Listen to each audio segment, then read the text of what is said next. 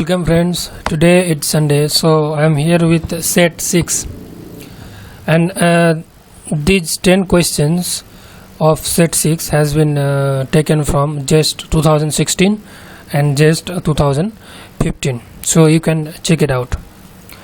So for the time being, let's start. Question number 1, given a matrix M equals to 2 1 1 2, which of the following represents cos m pi by 6. So you are given 4 options. So first we are given the matrix M.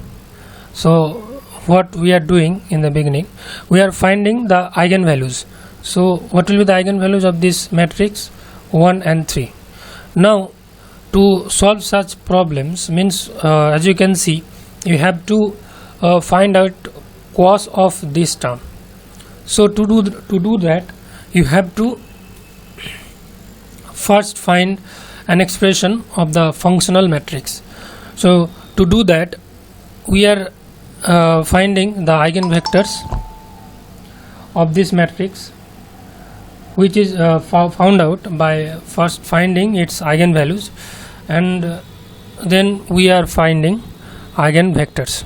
Okay, so we are neglecting this constant term, and we are getting x as 1 minus 1 1 1. So what we are writing, we are just writing the eigenvectors x1 x1 and x2 side by side, and the resultant matrix is called x, where x is the matrix with the eigenvectors of M as column vectors.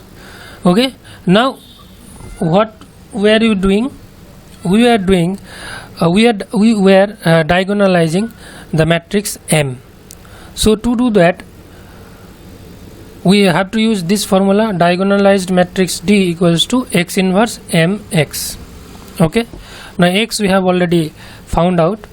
Now x inverse will be this, and m is given, x is also given. X we have found out. So diagonalized matrix M becomes 1 0 0 3.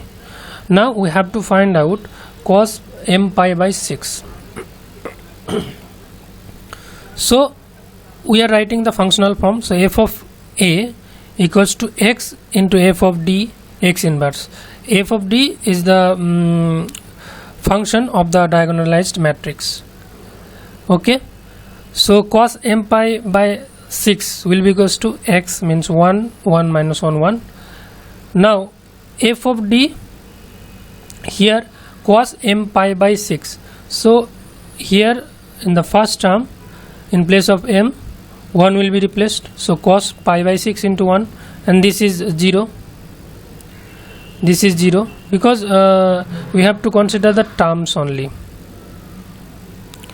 This is also 0, and for this cos pi by 6 into 3, and for x inverse, half minus half, half half, and as a result of that it will produce a matrix like this, so which is matching with option B. So B is the required answer. Okay, now next, question number 2. Consider 2 point charges q and lambda q located at points x equal to a and x equal to mu a respectively. X equal to a q, x equal to mu a lambda q. Assuming that the sum of two charges is constant, what is the value of lambda for which the magnitude of the electrostatic force is maximum? So sum of the charge q plus lambda q is constant, as you can see. Therefore q equals to c by 1 plus lambda, where c is a constant. Now what is the magnitude of electrostatic force? 1 by 4 pi epsilon naught q1 q2 by r square. So q1 is q, q2 is lambda q. Okay, and replacing the value of q, we get this expression. Now electrostatic force should be maximum. So to for F to be maximum, dF d lambda equals to 0, because we have to find out the value of lambda, so we have to take differentiation with respect to lambda. So df by d lambda equals to 0. Now as you can see, these many terms, those are constants, so we can neglect it. Only remaining terms are lambda by 1 plus lambda square, that is equals to 0. So after differentiating, we get the value of lambda to be plus minus 1. So it is matching with option B. Question number 3. Consider a harmonic oscillator in the state psi equals to e to the power minus alpha square by 2 e to the power alpha a dagger 0 ket, where 0 ket is the ground state, a dagger is the raising operator, and alpha is a complex number. What is the probability that the harmonic oscillator is in the nth eigenstate? So to do this, first we have to write n, ket n. So ket n equals to a dagger whole to the power n by root over n factorial into 0 ket, null ket. So this is standard relation. So from here we can find out a dagger to the power n equals to operating on 0 equals root over n factorial into n. So what we are doing, we are just replacing the value of a dagger here at this expression of psi. So replacing the value of a dagger in psi, we are getting an expression like this. Now we have to check whether psi is normalized or not. So by doing this, this is called a scalar product basically. So by doing this, we see that this is equals to 1, means psi is normalized. Now what is the question? What is the probability that the harmonic oscillator is in the nth eigenstate? So the probability is bra n ket psi mod whole square by psi psi. So this is one, as you know already, and the value of this equals to the power minus alpha square alpha to the 2n by n factorial, and this is matching with option 1, means option A. So option A is the correct answer. Next, question number 4. This is from atomic molecular physics. The H2 molecule has a reduced mass m equals to 8.35 into 10 to the power minus 28 kg and an equilibrium internuclear distance r equals to 0.742 into 10 to the power minus 10 meter. The rotational energy in terms of the rotational quantum number J is. So mass is given and internuclear distance is also given. So as you know from the expression of rotational energy Ej equals to h cut square by twice I into j into j plus 1, where I is the moment of inertia. Now I equals to mu into r square, where mu is the effective mass. So mass is given, so 8.35 into 10 to the minus 28 kg into r is also given. So by calculating this, we are getting the moment of inertia I as this. Now h cut square by 2I equals to Ej by j into j plus 1. Okay, now we are finding h cut square by 2I. We have already got.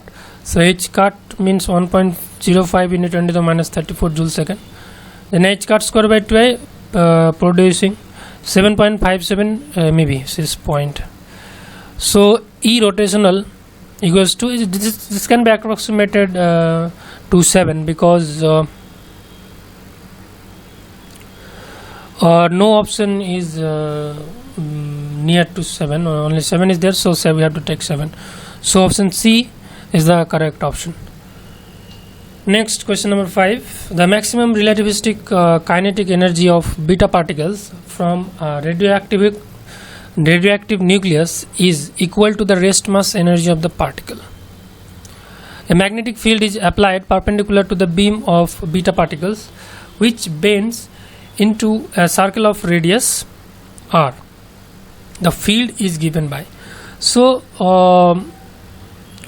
relativistic kinetic energy means m naught gamma c square minus m naught c square. This is total energy, this is rest mass energy, so this is kinetic energy equals to rest mass of the particle. So this is rest mass, and from here we can find out that gamma equals to 2.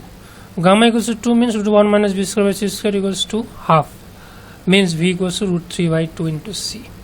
So we got the velocity of the particle. Now BQB, here Q we are considering beta particles, means electron basically. So BEB equal to mv square by r. This is centrifugal force, and that is equals to magnetic force.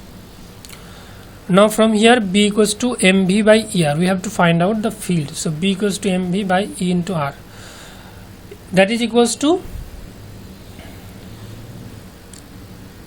m naught gamma v by e into r, that is equals to m naught into 2 into, we have got already the value of v, root 3 by 2 into c divided by er. So that is producing root 3 m naught c by e into r.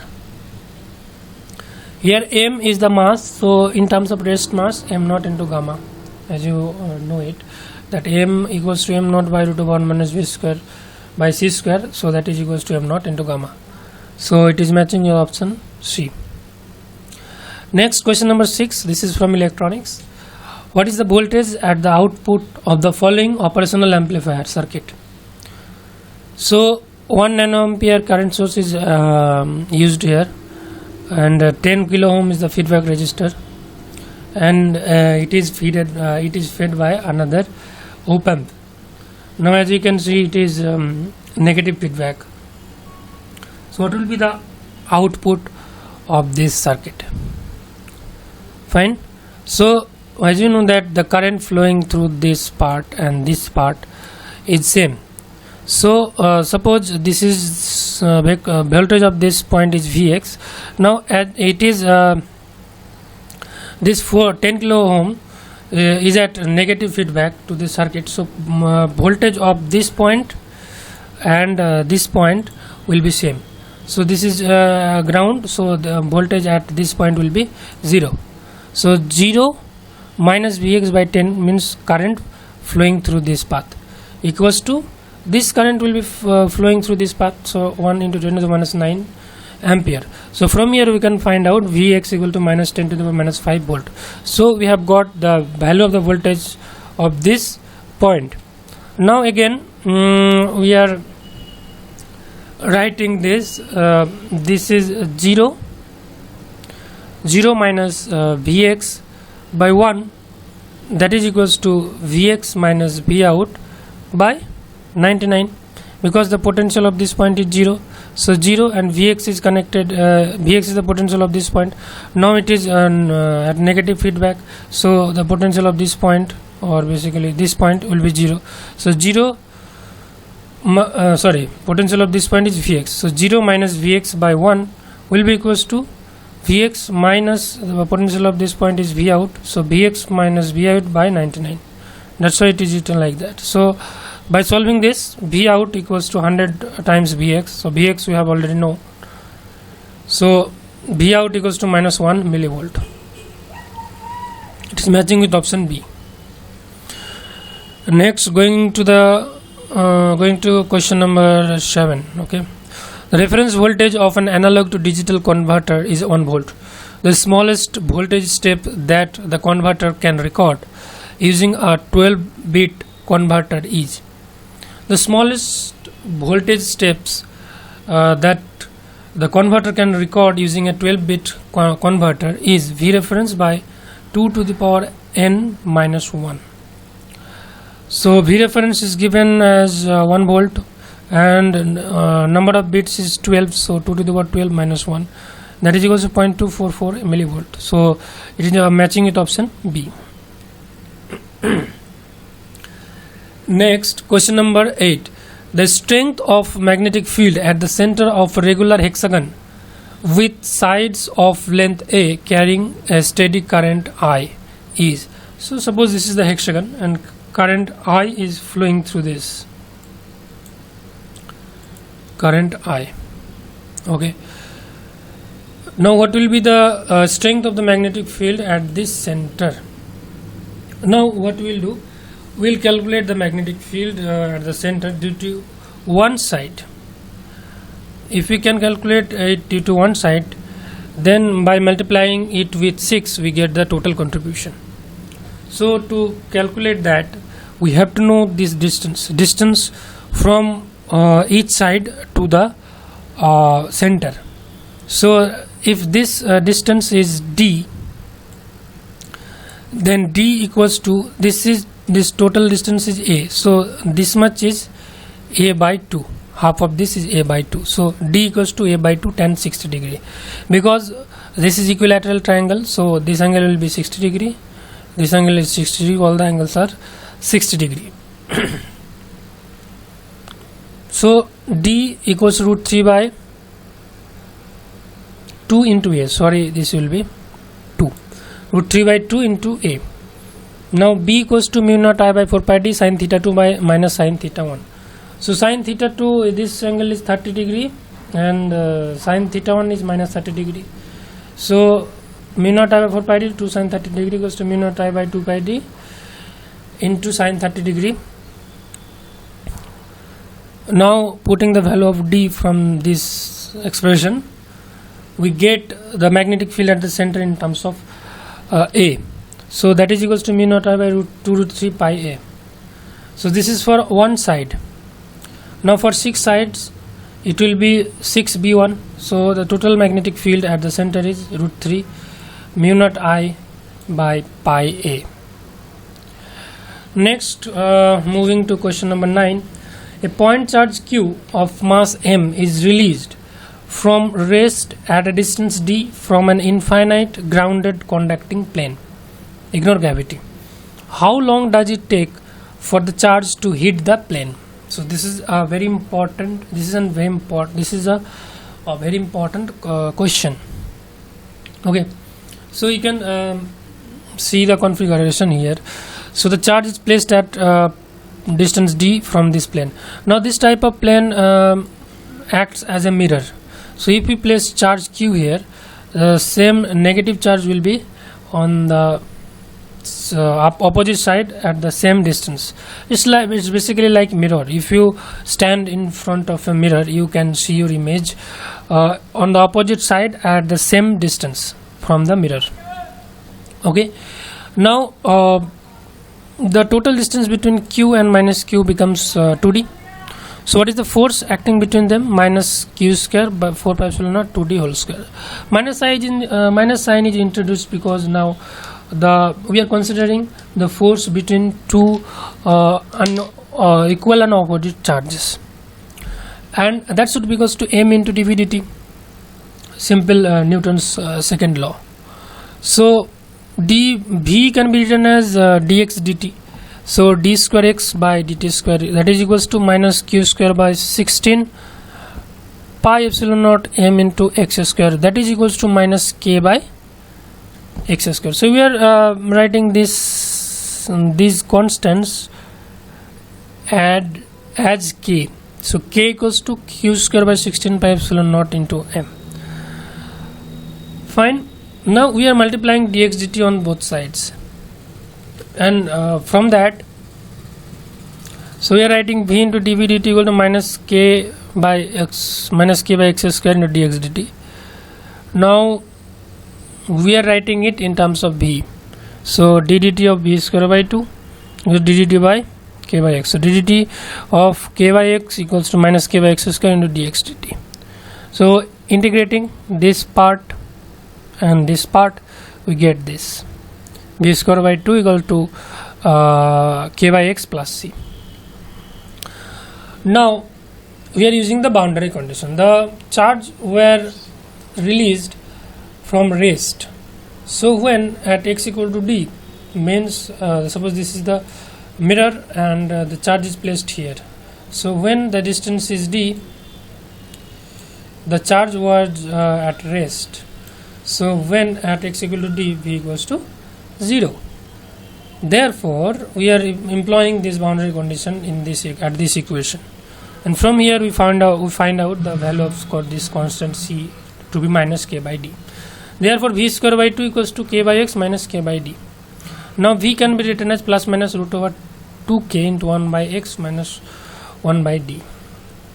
Now two values are coming out. So here we have to take the negative sign. Okay, otherwise it will create some problem in our calculation.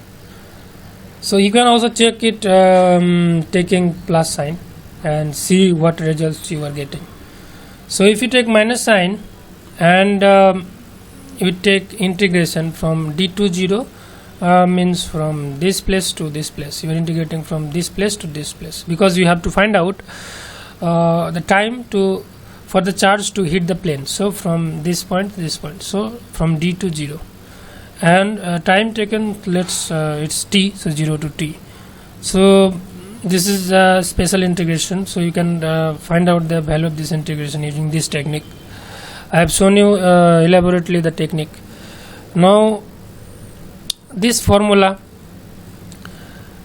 if you can remember this formula, then you can directly write the results. Otherwise you have to take up manual methods. But as I have seen that in JEST exam they already gave this formula in the question. So if you want, you can remember it. Otherwise if you don't remember, then it doesn't matter. But if you remember it, you can easily solve the problem. So after integrating or after solving this, we get the value of t to be root over d cube by 2k into pi by 2. Now value of k we have already assumed as q square by 16 pi epsilon naught into m. So putting the value of k here in this expression, we get the value of t to be 2 root over twice pi cube d cube epsilon naught m by